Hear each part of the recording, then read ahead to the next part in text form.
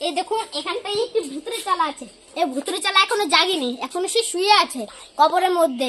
দেখু আসো, দেখো এখানটায় যদি যজ্ঞ করে জাগানো হয় তাহলে এইটি নাকি সত্যি করে জেগে যায়। দেখুন এখানটায় দেখো বিচুলের সব সরঞ্জাম হয়ে গেছে, এবার যজ্ঞ পালা। দেখো এখানটা বসে দাও, চামুন নামের যজ্ঞটা করে ফেলি। চামুনটা তো না চালা নেই, চলো দেখিনি এই চালার রহস্য। দেখুন রহস্যময় চালা যাই একটু বলে ও না